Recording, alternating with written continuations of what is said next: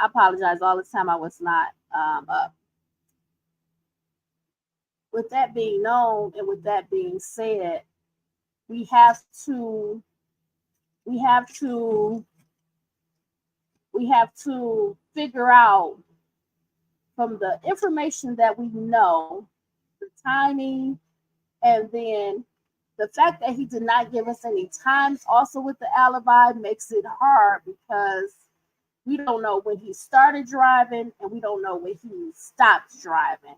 So that's going to make it challenging also because how can we even um, accurately place him in certain places if this is him, if it's another white car, another white Elantra, we just don't know, right? But what we do know is we can go back to specific information that we know about what happened at the house with the roommates. So let's just do a little bit of that because this is going somewhere. But I have to build this foundation, right? So a couple of days ago, I was thinking, I was kind of pondering everything with the case. When I first heard Brian Kohberger's alibi, it was very concerning because I know that at some point we have to start dissecting what is happening with the alibi, what happened that night, and on a basis when you're looking at it from the prosecutor's view, not just the defense and what the defense feels has happened and is happening. We also have to look at it from the prosecutor's view. So we're going to do that. But let's just talk about some other things that we do know because we don't have a lot from his alibi, but we can glean from some information that we do know about the roommates, what they were doing, their habits that night, right? So I had took some notes a couple of days ago because my brain does not shut off. So I was still kind of thinking about the case and I really didn't want to do any videos, but when the alibi dropped, you pretty much have to address certain things because the alibi is a big part of the story because the alibi comes down to where were you? Specifically, where were you during this time when the murders occurred? Prior to the murders, after the murders, and during the murders. This time has to be accounted for, and you were somewhere. Um, Again, his alibi demonstrates that he does not have, at this time, a witness that was with him, someone that can corroborate what he is alleging, which is he was driving and it was an undetermined path. He was just out. This is something that he regularly does, right? So we don't have a witness that can corroborate any of what he's alleging. That's just one small piece of what things are going to start leading to, right? So we know that night that the 5 roommates, they all had plans. It's Saturday. Um, they may have been just planning to go and stop by here and there and, hang out a little bit and maybe get a drink. Just normal things that you do on a Saturday when you're in college, right? So we know that some of the roommates did things together and then they all in some ways got home, but at different times because they weren't at the same place. Most of them, all of them weren't at the same place at the same time. So when I was taking my notes, something that really kind of like stood out, they had said in the past when Brian Kohberger was doing those 12 rounds, when they could see that he was close to the neighborhood. Now, I don't know if this is going to be what the defense says, but let's just go with what we know that the prosecutor has said at this point. When he was doing those rounds in that area, now we don't know how close he was to the house either. We don't know if he's pinging off of their internet or if he was just pinging off a tower that was close to the house. But The point is, Kohberger has been placed near the home at least 12 times prior to the murder that happened November 12th / November 13th. Okay, so we have to kind of think about that a little bit. Now, we have to think about it because we know that the night of the murders, the police, the gathering of the information from the phone and the state, they're saying that at some point, Brian Kohberger's phone went and was turned off. Now, we can think about it in two ways. Either his phone died, and that's how the phone got turned off, or the phone was manually turned off.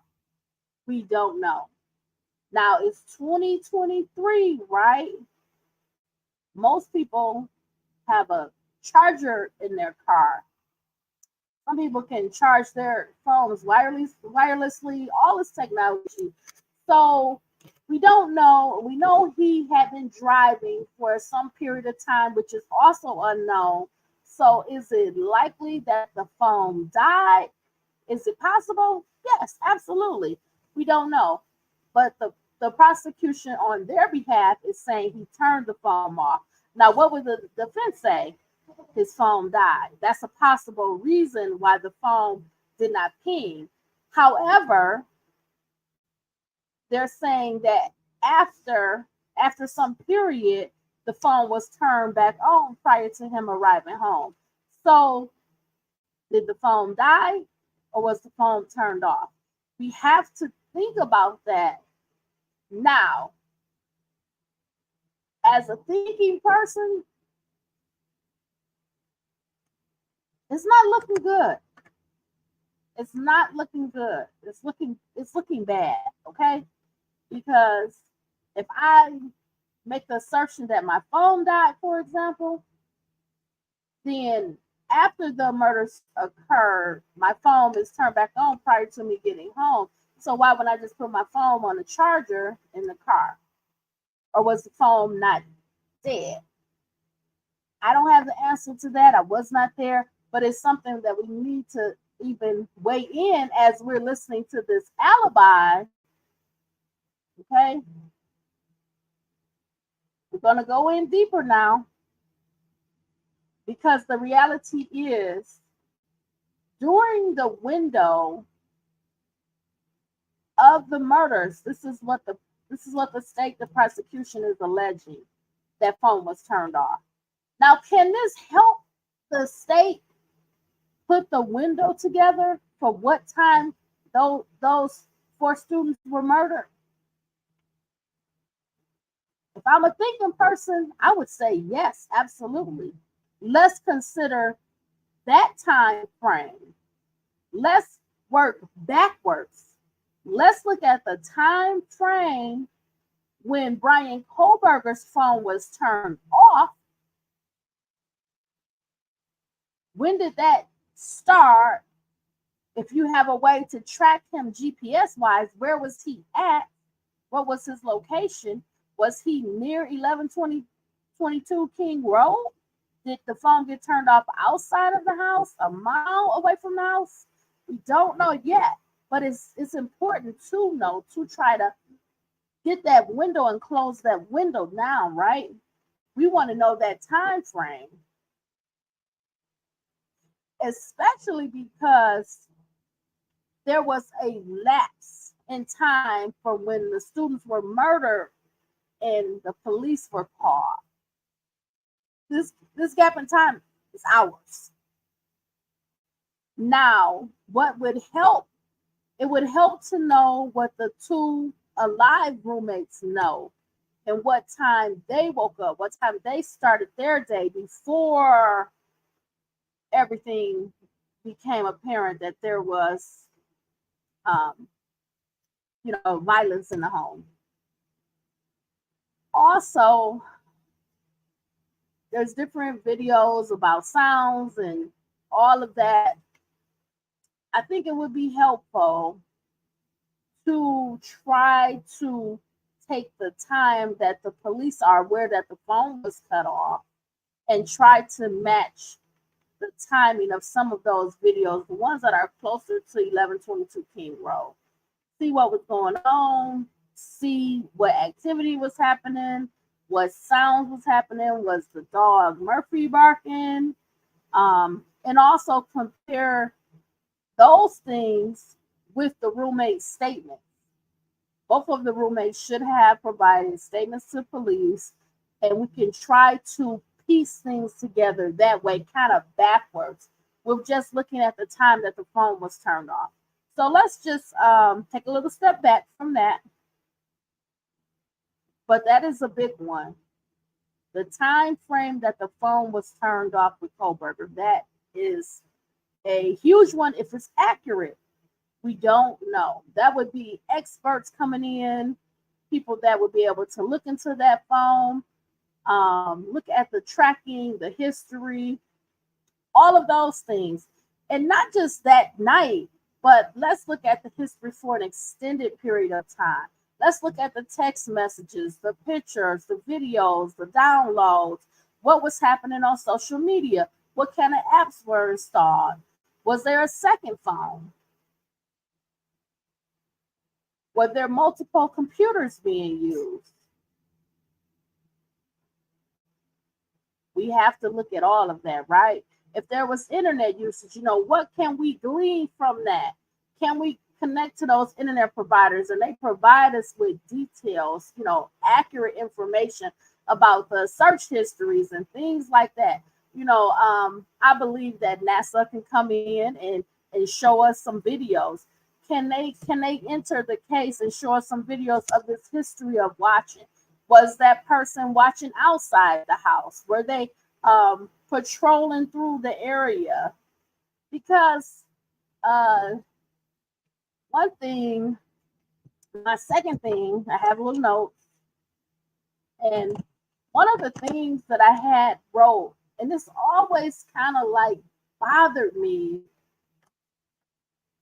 how many cars were parked at that house, 1122 King Road? If you have 5 roommates at the time, November 2022, let's just think about this piece. So we're going to get back to the alibi, because all of this plays into what just came out. It's a massive admission. I'm not sure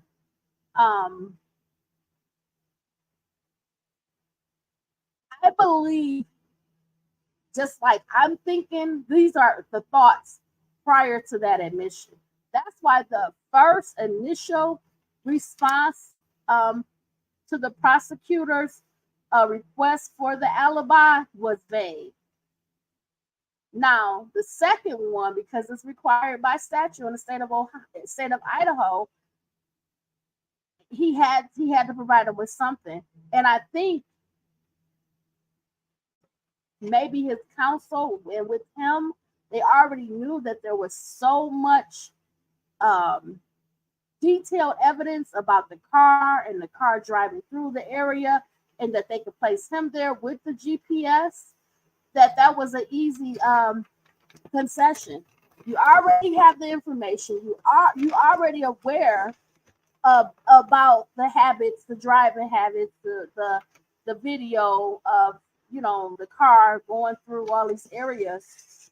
Why not just admit to it? Why not come forward and say, okay, it's not really conceding anything new, but what it did, it really opened up the case in a big way for the prosecutor's side, which is bad for Brian Kohberger. But let me get back to just talking a little bit about the car. If there are 5 roommates and they're all allowed in the front of that house to park, this is why I'm showing you the rear, but in the front of the house, there's parking right in front. This is something that we have to start looking at, is the mindset, right? I'm showing you more and more about the mindset of a criminal, of an assailant, how they think, how they view things. If there are 5 female roommates in this house, there's a chance through social media, things like that, you may be able to glean what they're doing, the layout of the house, if they're doing videos or pictures, the fact that they were having parties. Did you ever go to a party? Did you ever see the house? And if you're surveilling the house, if you're going into the neighborhood, if you're walking around as a student, if you're being physically seen regularly in this area and you can blend in, you're learning the layout of the house. You can even look up probably the layout of the house. Go online, put the address and map. If you find out where they live, sometimes you can see the interior of the house, different things like that. My point being is the fact that there was parking in the front. Now there's parking in another area in the rear, but let's just focus on what people are going to see when they drive off the road, or if they go around. They're going to see parking in the front, and you can see what cars are home for the most part, right? So let's look at it a couple of ways. And this also kind of goes to the point that one of the roommates thought they had a stalker. They haven't really proven that yet, that I know of, that I'm aware of. But let's just go with, if you live in a home, it's highly likely that you're going to park in the front because there's a front door and you can go right in. If you were to park in the back, you have to park further away, kind of come down. And when you come in, you'll be on the second floor. So that's kind of a path that you could take. But it's a little bit more difficult. So if you live in the house, you're probably parking in the front, which means that if a person is driving past, okay, they're going to see what vehicles are there. Now, if you're out, if somebody's stalking you or surveilling you or even surveilling the house, they may be able to figure out what cars belong to which people. The person is following you, or even on your social media, you may even show your car. They can figure out who may be in the home depending on what vehicles are there. The thing that always struck me is, if I was a criminal, right? What's the chance of me randomly selecting a house with possibly 4, 5, 6 cars parked in front? I'd be kind of taking a big risk, right? That's a huge risk. It's already a female house, so they may have a boyfriend or somebody they're seeing that may be staying over, so that will put males in the house. But also, even if you don't know that, you randomly pick this house, what's the chances that you're going to do some type of criminal action at a house that has 4, 5, 6 cars parked in front? I don't know that many criminals. I honestly don't know that many criminals that would randomly do that. I've heard that some will take a challenge, but most criminals, they want easy. They want opportunity. They want a victim that's alone. A victim, if they had kids, they could use the kids against them. If you do this, I'll hurt your kids, things like that. They want to be able to have the lowest risk of being caught. They want to have the lowest risk of encountering someone that could counter them, fight them back, attack them, possibly have a gun. A lot of women may not carry, right? So the person that's selling may be thinking it's easier to go and attack a college woman. Maybe she doesn't carry. So if you're looking at the cars that are there, you may know who car belongs to who, and you can assess, oh, that person's at home or that person's not at home, or it appears that nobody's home. Because remember what I said in the beginning, all of the roommates had plans that Saturday. everybody was going somewhere else. Some of them were together, two and two, right? Zaina and Ethan were together. Maddie and Kelly were together, and the other two roommates, I'm not sure where they were, but it does not appear that they were home. They were all out to at least 1 a.m. So if I have been watching, if I'm a stalker, if I'm a voyeur, I would pretty much have a period of time where I know there's nobody there, more than likely, unless they left their cars there, or you're watching them to the point where you see them leave, you could probably walk into the house. Were the doors always locked on the outside? Was the sliding door locked? Was the tier that the third floor is on, was that door locked? Was that sliding door locked? Was the front door locked? Did people have the code? Because I had knowledge of, I don't remember how, but the front door was supposed to be like a keypad where you just need numbers. They're having parties, and I know for sure that they were having parties, and they weren't even home at one party that I saw on video. Did people know the code to the house? Was it such a regular thing? Or would you have somebody, like a criminal would come over for the party and leave the windows unlocked, go in the bathroom, leave that window unlocked, go in the room, the front room, leave that window unlocked so they could just lift it up and climb in? That takes maybe less than 15 seconds, 10 seconds. Because criminals are always planning ahead. When you have a stalker, they are going to be patient. They're going to be waiting. They're going to be looking for their opportunity. Now, why this night? I'm not sure. Why this particular time? I'm not sure. I know a lot of people would probably be preparing to go home for that holiday break for Thanksgiving. That was probably about the week before. So maybe people were partying that Saturday. I'm not sure. But the main thing is we have to also think about those cars in the front. Were the cars gone? Was some of the cars there? You know, what indicators let them know that it was somebody in the house or somebody not in the house? Were the lights all off? Was it to the point of the level of stalking where he already knew where the girls were?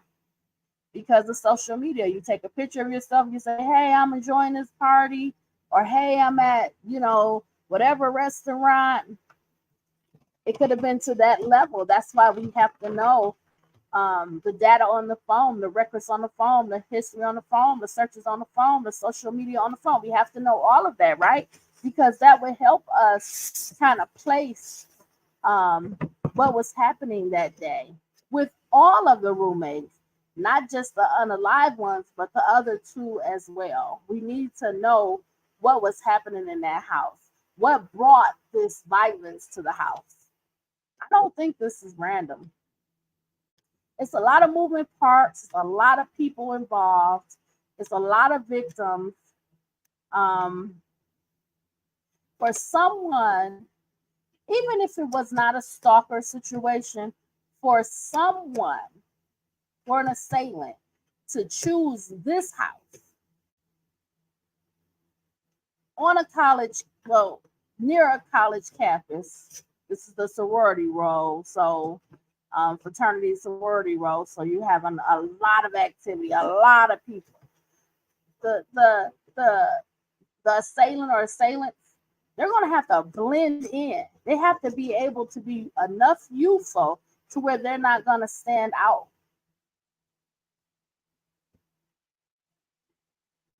This was not a stranger out of anywhere just walking up and picking a house with a ton of cars in the front, with parties here and there, police literally at the field stopping students to see if they were drinking or had open containers, things like that.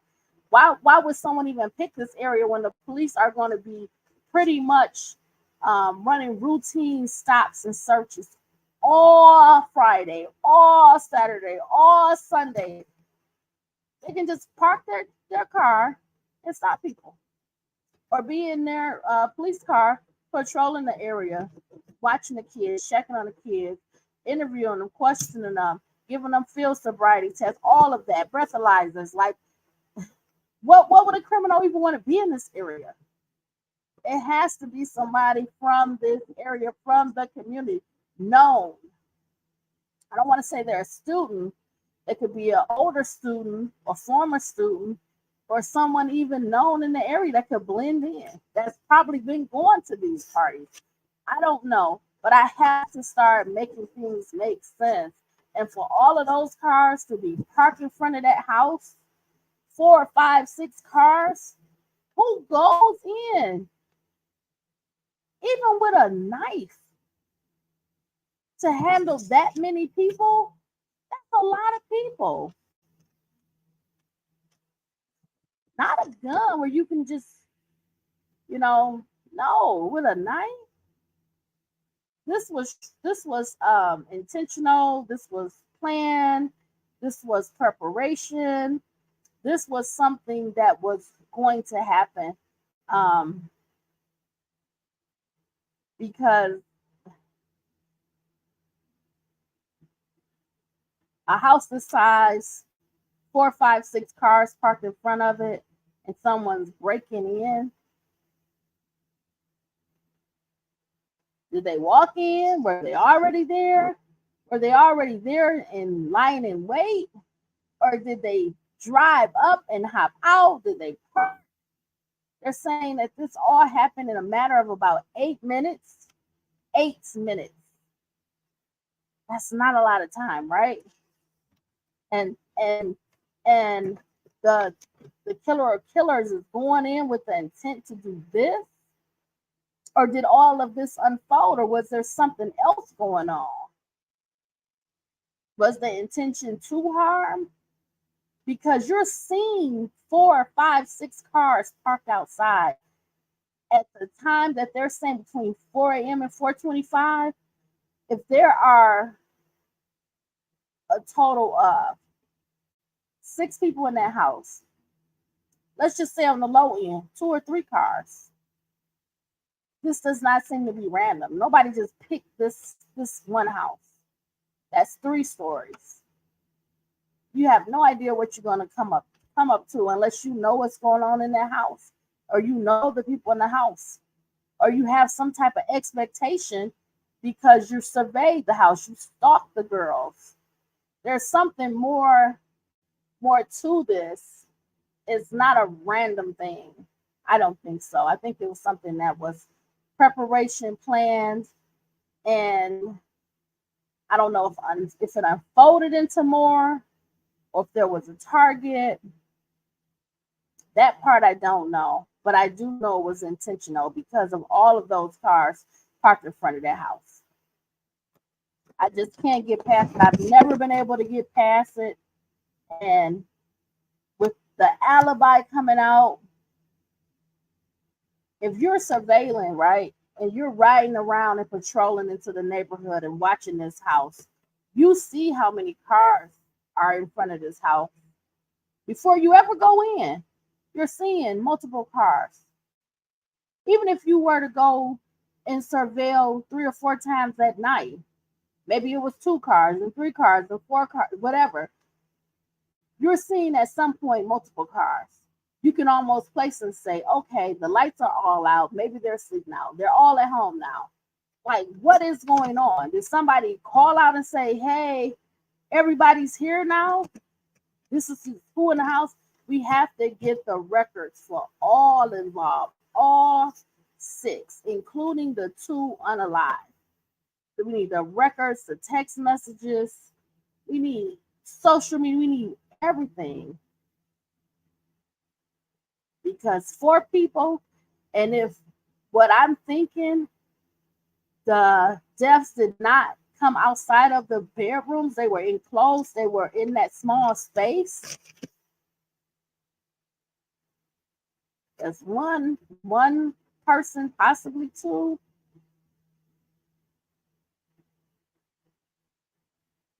This case is so challenging, so much to consider, so much to think about. It's just so many different angles you can look at this. Also wrote a note and I said contaminated crime scene because of the difference between what time they're saying the murders occurred and the 911 call. And the reason I'm using the word contaminated is because we really, like many other things, we just don't know. We don't know who was in the house. We don't know if the other alive roommates had people over. We don't know. We don't know who came over when the 911 call was made. And then there's so many other reports that people came as early as 8 a.m. So how valuable is the evidence in that scene with all these different people adding themselves into the scene, being there on top of the police. And then, as I talked about before in the past, the coroner, how she waited 5 hours to come to the scene. Did anybody ever see the deceased, the 4 students' bodies even taken out? When were they taken out of the house? I never seen that captured on the news. Did they stay for overnight? Did they remove the bodies the same day? When were the autopsies?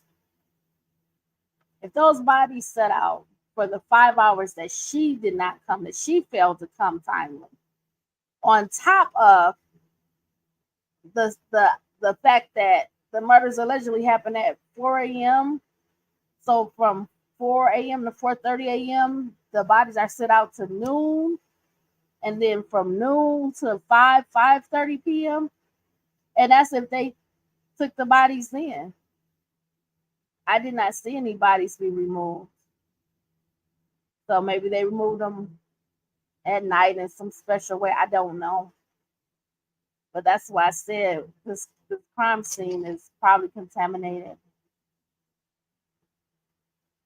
Okay, let's keep going. We're going to get back to the alibi just briefly. I just wanted to go over those notes that I have put. So in my thinking, I have wrote some additional notes on the other side. I actually created a notebook for this case because there's just so much going on. But I have wrote down some more notes. And one thing that I have wrote down, so the 2 roommates that were unharmed, from my memory, they were both home by 1 a.m.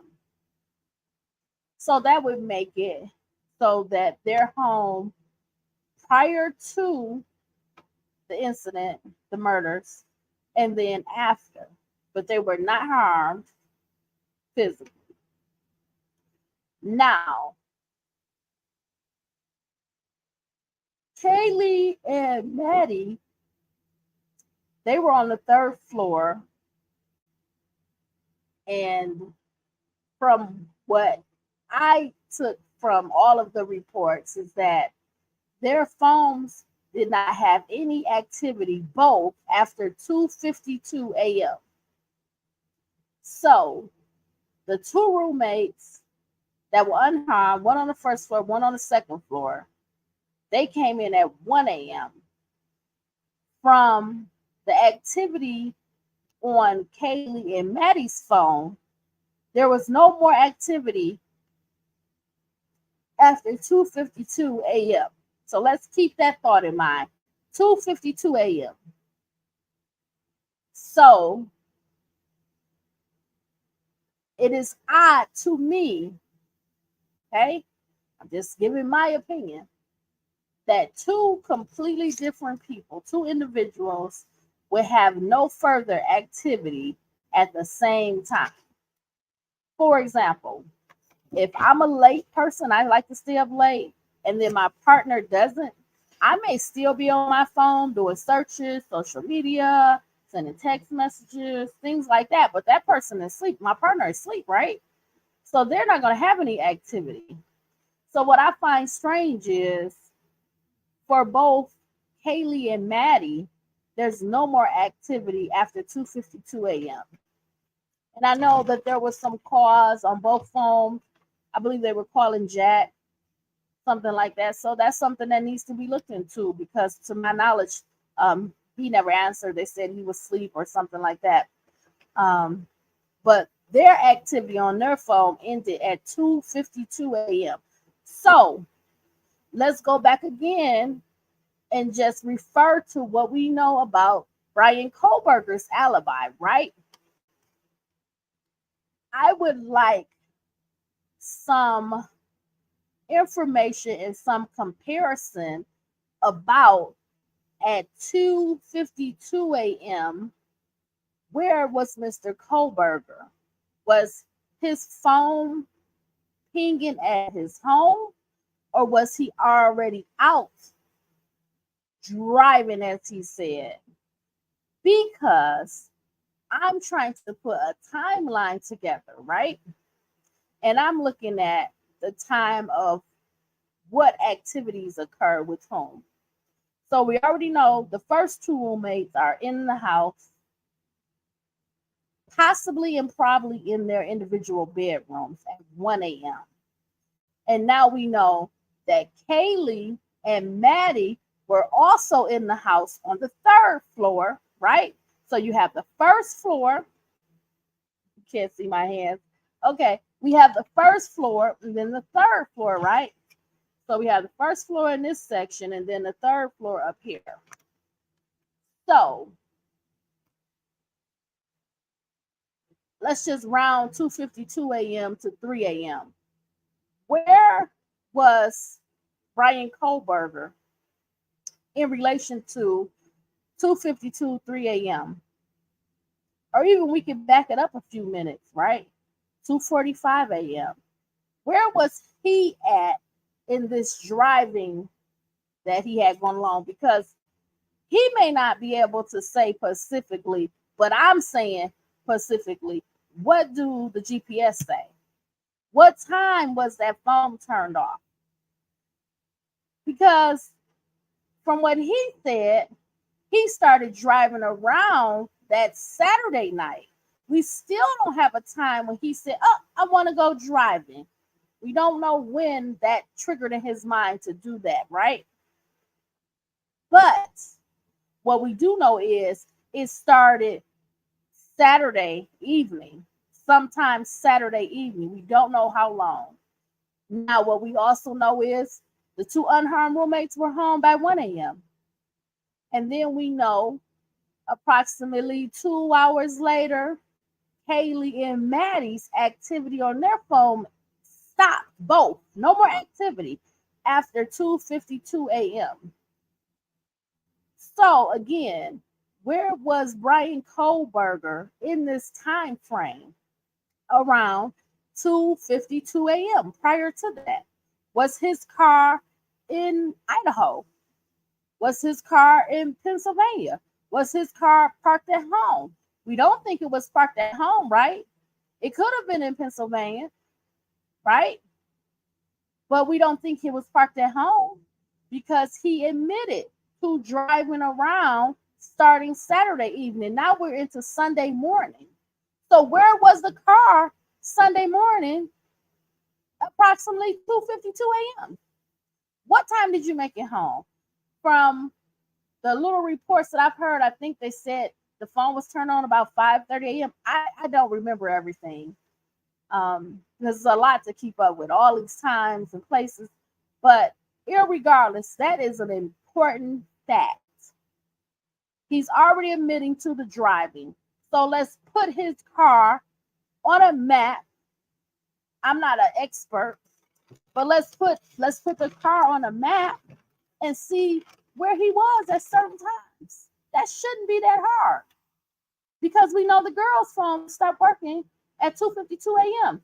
and they were on the third floor. Remember in the beginning, a few weeks back, I said, when you have this layout, the people on the first floor may not hear what's happening on the third floor because of the design of the house. Look at the design. And let me go to the other side. Look, that's where the first floor is, over here. Then the second floor, and you got the third floor. It's very important that we know that detail that the phone wasn't working for either of the two, Kaylee and Maddie, on the third floor. And on the second floor, the roommate that was unharmed, she said that she was woken up about 4 a.m. But that's more than an hour later. It's hard for me to believe that the phone stopped working at the exact same time. No more activity at the same time and nothing happened. Was the killer or killers in the house already and unalived Maddie and Kaylee first on the third floor at 2:52 a.m.? Were they already unalived then?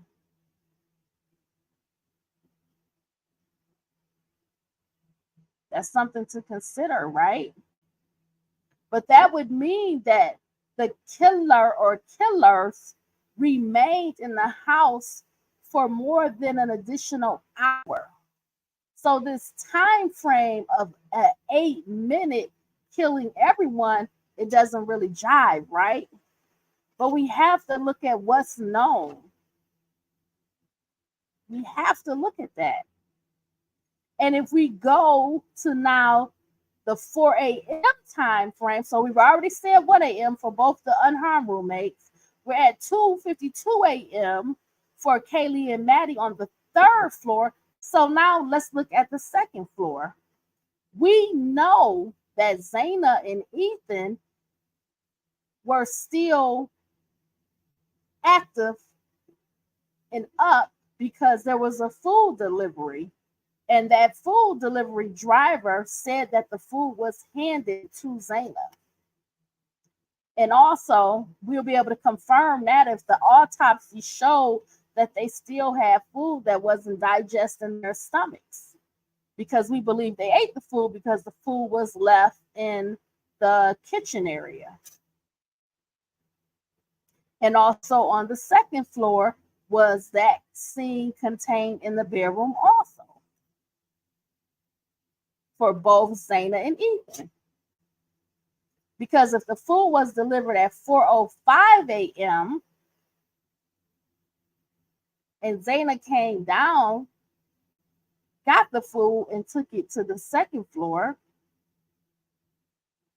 they were still alive at 4 a.m. And also, the roommate on the second floor said that she was awoken approximately 4 a.m. She couldn't remember the exact time. So now is whatever happened on the third floor now coming down to the second floor because Zaina and Ethan are up. Or at least Zaina is up.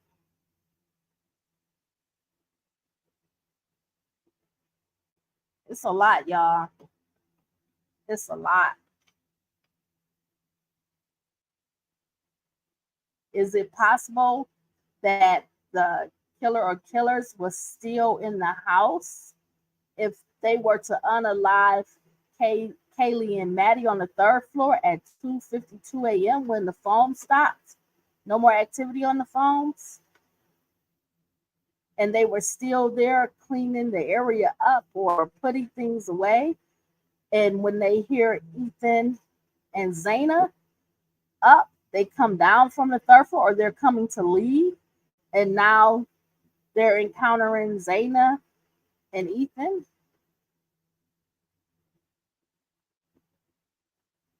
What time did Zaina and Ethan get home or get to the house? What time was that? What time did they get to the house? You know about the food delivery. That's why we have to get the times right so we can map and see what fits, right? Because they're catching a white car patrolling the area going around. Well, Mr. Kohberger already has admitted that he's driving around. Now, he never said he was driving around in this area. He wasn't specific at all with location or times. But he's going to have to get more specific, or maybe not. I don't know. I don't know how the judge is going to handle things. He did ask for an ex parte hearing with the court to detail further But things are definitely unfolding. And that leads me to what I was thinking about today. Let me make sure I covered all my old notes. I'm sorry. I have a note that says at 2:44 a.m. I had a note that says Brian Kohberger always drives late at night. That it's a habit. And I wanted to know where was his phone. And then I said that the White Elantra car was on video. Okay. I have a note on here because that's going to go into something different. At 2:44 a.m. on the WSU surveillance camera, I guess they caught Kohberger on the surveillance camera and they were able to ping his cell phone. And then at 2:53 a.m., he's headed towards Idaho. So we know that Kaylee and Maddie's phone stopped working at 2:52 a.m. So how far is Brian Kohberger's apartment from the Idaho house? Is it 10 miles, something like that? So he was headed to Idaho at 2:53 a.m., but their phones had already stopped working on the third floor for Kaylee and Maddie at 2:52 a.m. See what I'm saying about the time? So if they can ping his car, he doesn't seem like they could place him there. He'd still be leaving Pennsylvania. We got questions. We got a lot of questions. A lot of questions. So I have some notes that I want to go over that's going to relate more so to the alibi, because that's what this video is all about, is the alibi and trying to figure out what is going on. Because I feel that we have some new issues, new problems that didn't exist before the alibi, the second alibi came out, right? Or the alibi with more detail. So one thing that I wrote a note on, the White Elantra is on the video, the touch DNA on the sheet, driving along with no witness to confirm. All of those are things, the white car, which we saw in the video and all of that, we need to get confirmation that that was his car. But also, with the touch DNA being on the sheet, that's kind of now looking a lot stronger, because now Kohberger does not have alibi defense. I mean, he's given an alibi, but it's not quite an alibi because he doesn't have a specific location and he does not have a witness to confirm what he's saying, right? And then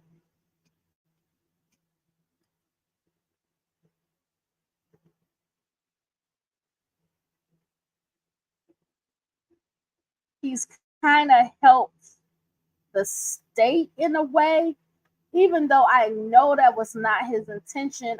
I'm sure this was something that was heavily discussed between him and his attorney or attorneys. And Taylor, I know, but I'm sure she has a team. That this alibi has really allowed for confirmation for the state. And this is what I mean. When the alibi comes out, there's no longer any question, like certain questions people are going to always they're going to always have initially before the alibi comes out. The first thing that will pop up is the person even awake at 4:30 a.m.? That person can be sleeping in their bed, like they're not even awoke.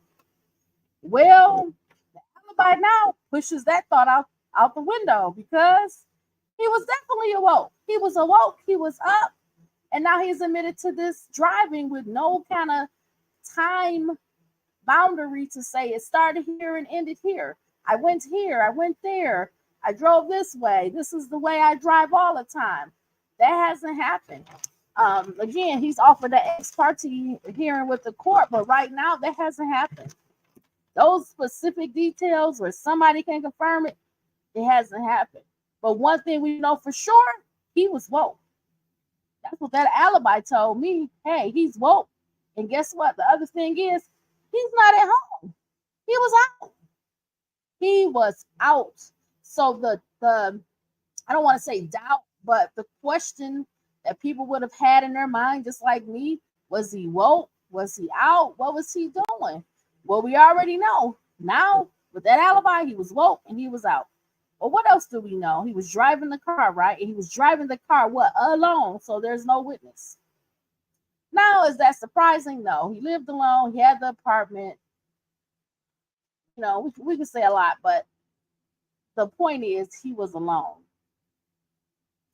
And all of this happened, all of these things compiled into the night of the murder.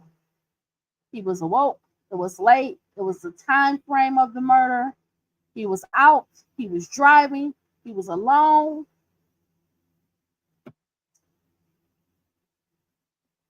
The phone was turned off near the murder house, or the phone died near the murder house. His touch DNA is on the sheet. Baby,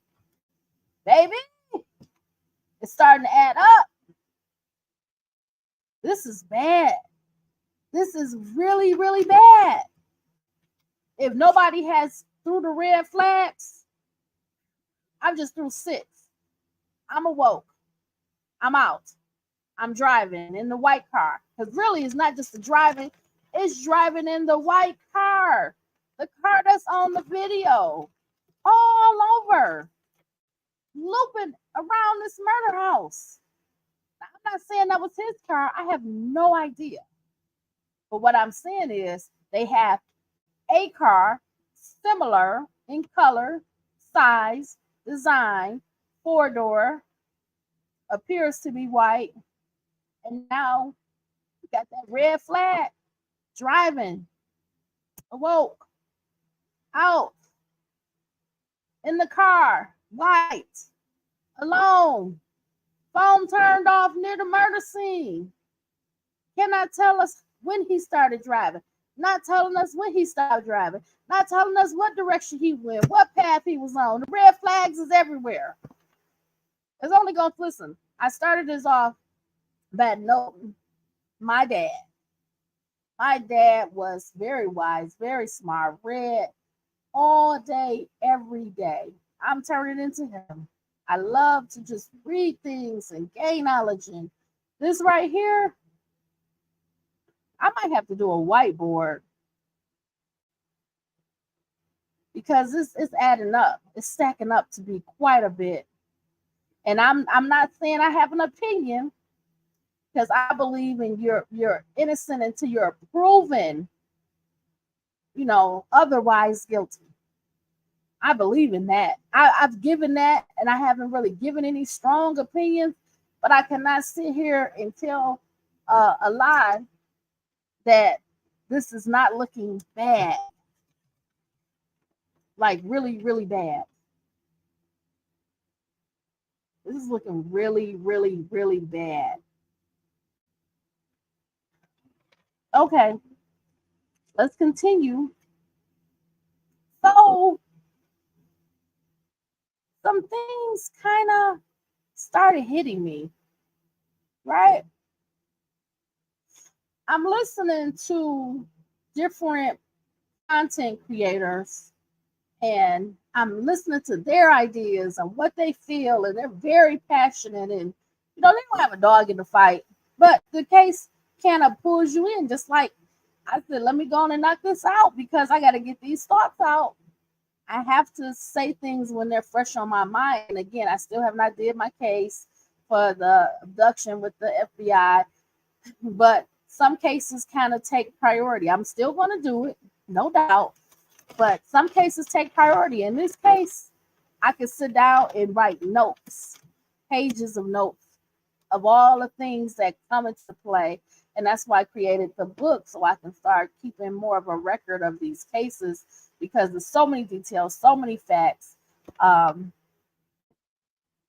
We gotta hit hard now. Let's talk about it, right? Let's go there. If you're in the car on a Saturday and you decide you're going to go for a drive. Now, this is not me. If I'm going for a drive, I'm going right to the beautiful Riverwalk, go see the frogs, go feed the birds. That might take me an hour and a half. Drive there, talk, smile, try to get some ice cream. If they're open, walk around, look at the frogs, check them out, feed them, feed the birds, and drive on back. And it's not going to be at night. It's going to be in the daytime hours, of course. But I'm trying to place myself in the possible mindset, okay? I get into the car. It's late. I get into the car and I'm going to go for a drive. Now, this drive has no specific destination. So I'm not using my GPS. I'm not using my maps on my phone. I don't want to say I'm clearing my mind, because that may not be the intent, but I'm out. I'm rolling. I am driving around. It's dark. That's the other thing. I don't really do dark driving, but okay. It's dark. It's dark outside. It's late.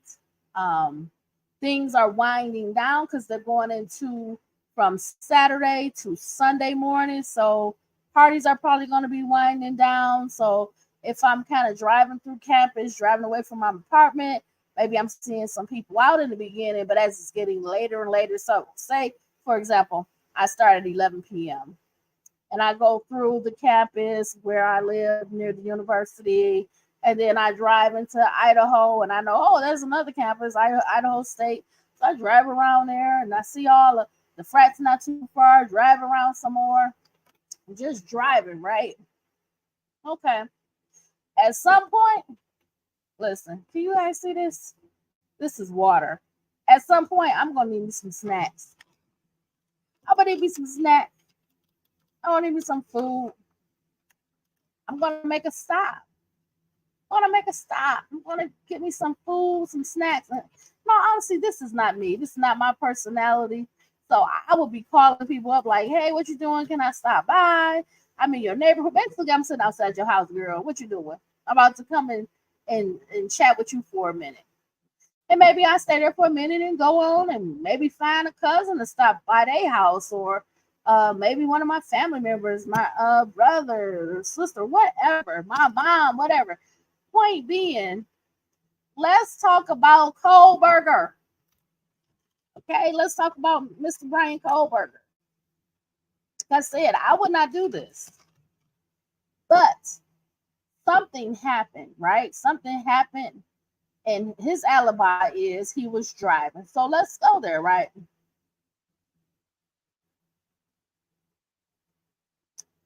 He doesn't have a specific location.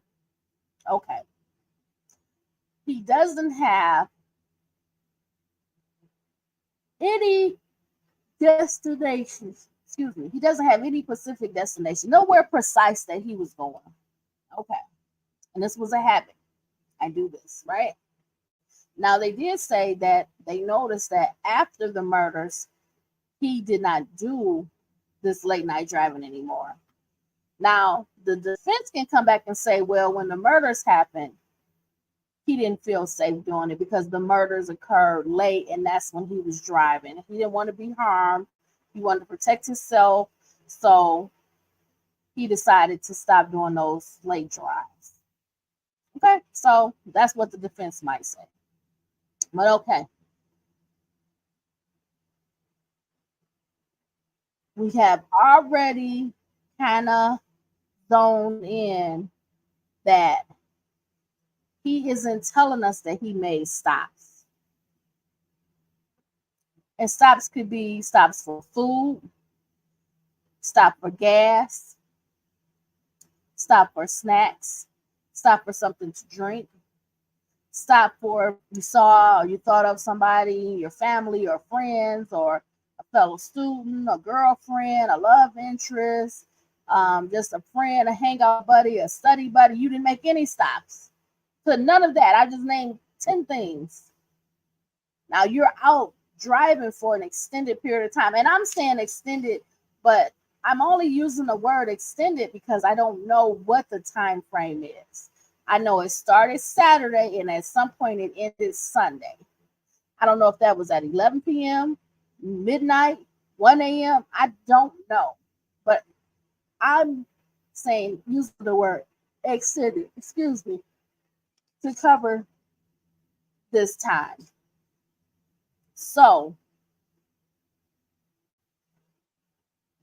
I would like to know if Brian Kohberger did have his phone. Did he ever use it during a time period? So, for example, if he left home, and they should know what time that was, right?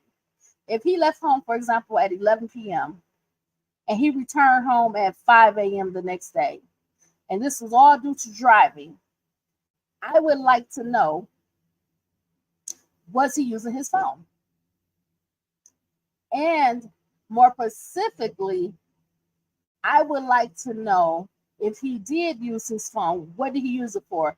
Was it for taking a picture? Was it for video? Was it for maps? Was it for text messaging? Were phone calls made or received? Was social media used? Was any apps on the phone used? You gotta think of anything else possible. Did the phone go into airplane mode? I know they have the science to inform down to a stroke, the letter, the number. So we need NASA, we need the Central Intelligence Agency, the CIA, we need all of these agencies to come together to do a deep dive on the phone. Was the phone used during this period? And if so, what was it used for? Because I'm going to, I'll reserve my opinion, but I would want to know if there was any activity. Would you expect activity over this longer period of time, right? During the late night hours. Did at any point the car stop driving? Well, not the car, but did Brian Kohberger stop driving? And if so, when? What time? What was the location? Now, judge. This is something that can be very specific in detail. This is what the alibi defense is all about. Describing specific details that can be confirmed, right? So I would like the judge to inquire if Mr. Kohberger made any stops. And if so, what were they? And what time were they? And can this deep dive into the phone or the car history, the GPS in the car, confirm it? So, for example, if there was a stop to get gas, well, how did you pay for gas? You paid for gas with your debit card. Well, pull a debit card activity, the statement from that bank, and confirm what time, right? If You were at the pump. Maybe they will have some video surveillance of you at the pump, pumping the gas. If you went into the gas station, for example, they may have you on camera paying for the gas. Did you purchase any other items? The stop matters. What if you stopped after the time of the murders? So if we have you on a stop before the time of the murders and we have you on a stop after the time of the murders, what was the condition of your car? Were you even wearing the same clothes that you had on prior to the earlier video when you stopped earlier? Did you even have the same clothes on? If you were driving continuously for a period of time, an extended period of time, why would you need to change clothes, for example? Shoes. Were there any marks? Were there any scratches? Was there any blood on the video? We need that alibi. Do you see now how important it is? We have to start running these thoughts in our brain that we can't just accept that there is no alibi. This is an extended period of time during the time of these murders. And we need to know, what were you doing? Let's go back to when we were kids, okay? What were you doing? How did you get there? You got there in the white car. You already admitted that. When? You got up, you left home. What time was that? Right? When? When did you do it? When did you return home? What even made you return home? You got tired of driving? What triggered that? Where did you go? When you left home, where did you go? What direction did you go? Where did you go next? What areas did you go in? Did you make any stops? If so, where? What time? Can we confirm these stops? Can we get video? Can we get a record from you paying for gas, paying for food, paying for snacks, going to pick up food at a restaurant? How can we place your movement from A to B to C to D and so on? We need to know that information. It's not sufficient. That's why I'm stating that it's an alibi, but it's not quite an alibi. An alibi, according to the state of Idaho, their statute is going to be specific. It's going to give locations. It's going to give addresses and phone numbers of somebody. We can confirm this. We can't just take your word. No, absolutely not. We need to know the details. Now, if you're asserting that you're going to reveal these details per that ex parte hearing request with the court to the judge, why is that? Why is that? Why is the prosecutor not allowed to be a part of that hearing? Because they have to confirm what you're saying the alibi is. That is by law, by statute. So we need to know, we need those details, no matter how small. No matter how small. Because the eye in the sky, all these cameras everywhere, on houses, on businesses, they're tracking your movement. And from all of the video that they're releasing, the state, they're placing you right where the murder scene is, at the time of the murder scene, on the morning of the murder scene. And again, your touch DNA has been found on the sheet. They feel that a knife was used in all of these murders. And I won't say one knife because they haven't said that. But we have to start thinking that these are not coincidences. The white car around the murder scene, the night of the murder. The sheet with your DNA. There's no blood on the exterior of the house. There's been no blood found in your car, house, apartment, your parents' house. You found on video throughout the city, around this home, but they haven't put your face in the car yet. Yet. They know you've been traveling and going different places after you left this area. Where did you go? Where did you go? What were you doing for this extended amount of time? Does your card not have the time in there? Can you not recall where you went?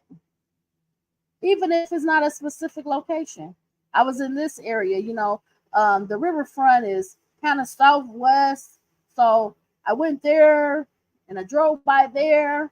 And then next I thought, oh, it's a great view with the mountains. So I'm going to drive over there. And, I was near Walmart at this point. Walmart should be able to pick up your video, right? Drove past Walmart. Cameras everywhere. Got problems. This is bad. This is really, really bad. This alibi has revealed so much without really revealing anything. Because if you're a thinker and you're reading in between the lines, it's one red flag after another. Like, it is really confirming a lot of the hard work that the prosecutor has done.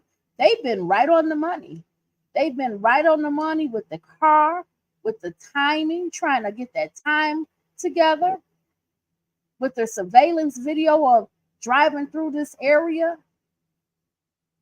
matching it with the DNA from the sheep, doing the family search, building that DNA profile.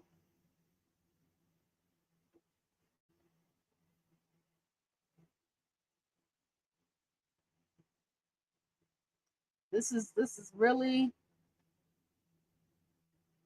you turned off your phone. You turned off your phone because it appears that you were trying to conceal a bad act by turning that phone off. And the reason I'm saying that is because the phone was turned back on when it was all done and taken care of. When you felt finished, turn your phone back on. That goes to show intent. That goes to show premeditation. That phone record, that tracking that they did with the phone, it's first-degree murder. It's premeditated. Goes to show intent. Evil intent.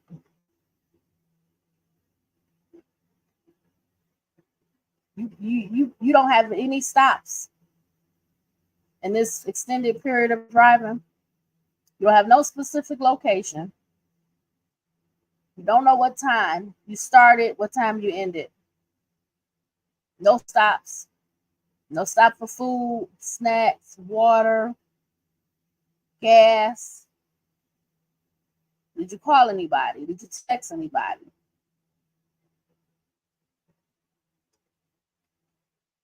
You get on social media. Did you take a picture? Did you take any video? What were you doing? Where did you go?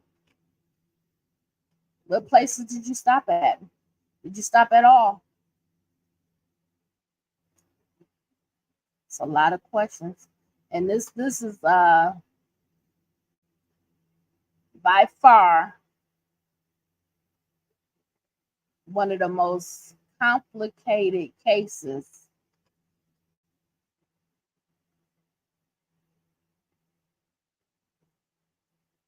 I think with this one,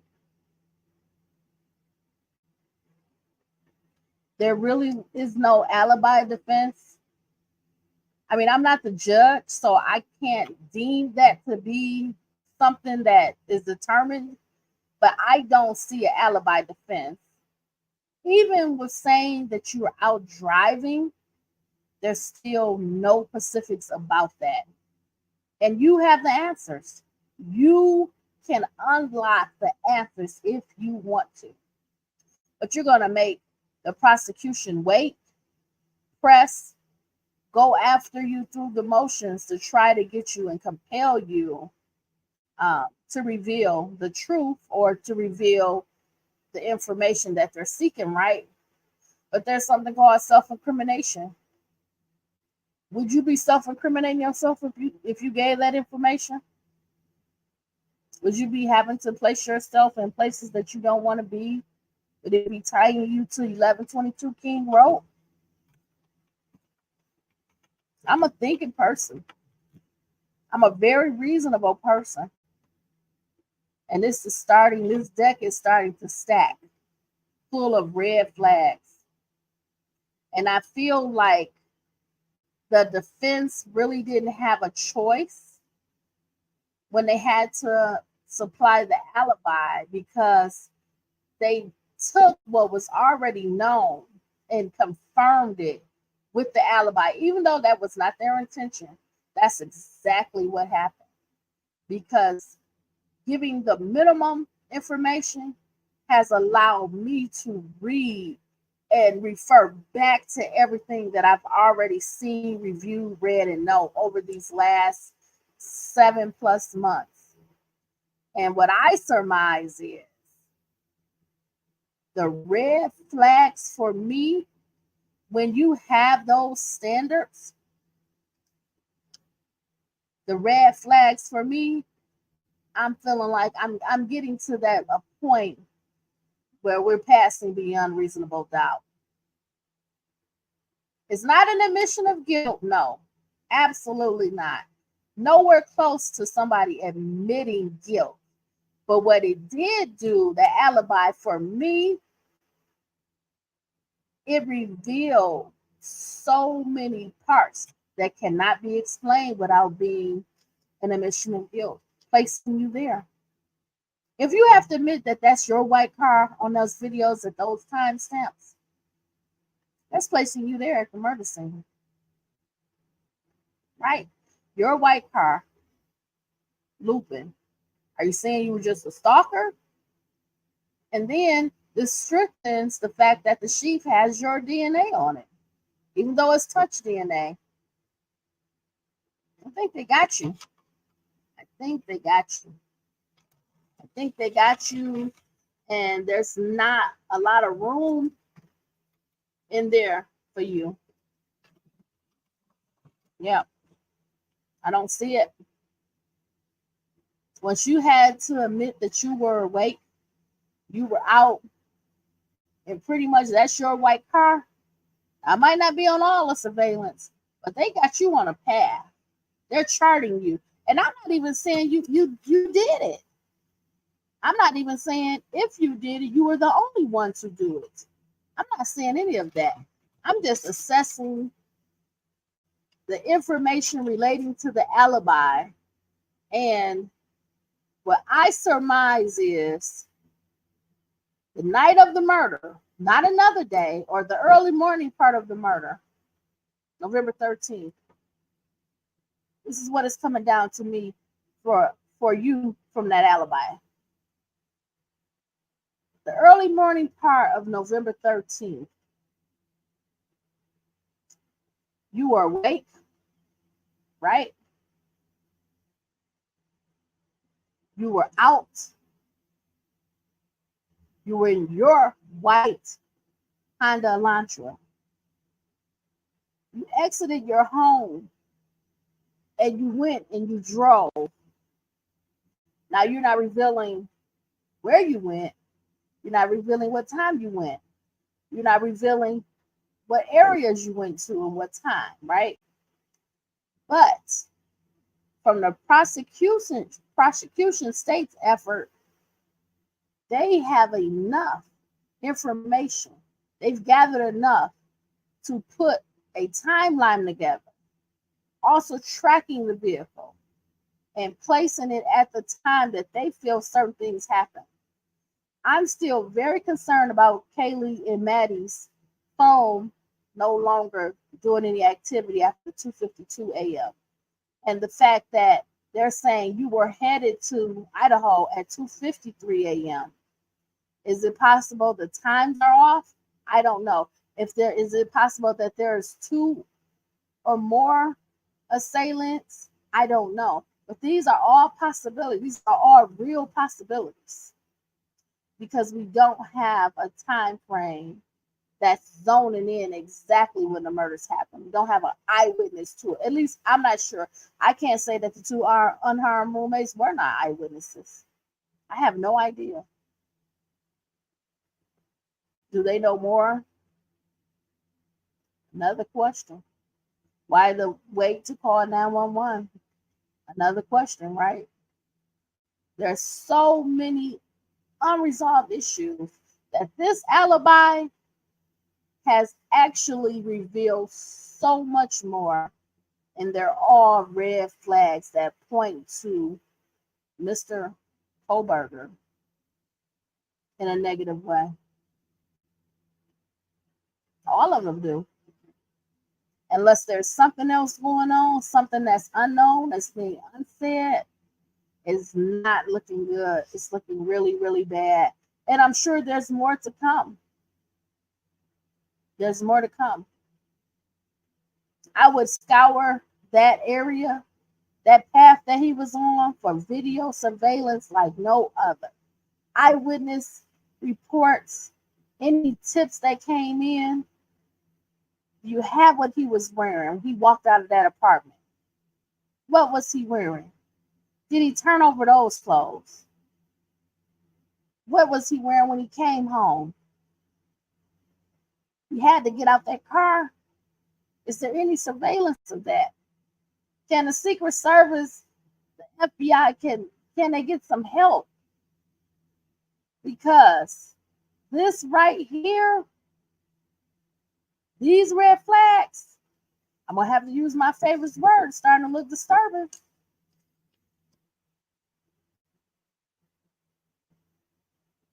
Driving alone. Had I made a phone call, not a text, not social media, not even getting on the app. No stop for food, gas, snacks, juice. It's not looking good, everybody. That's my take on the alibi. I would love to know what your take on the alibi is. What do you think? What's your opinion? Put it in the comments. I respond to comments. I don't get a ton of them. I would love to know what you think, what you're thinking, any ideas that you have. Put them in the comments. I do read all the comments. So I hope you were able to take this ride tonight with me and think about it, assess the information, for yourself.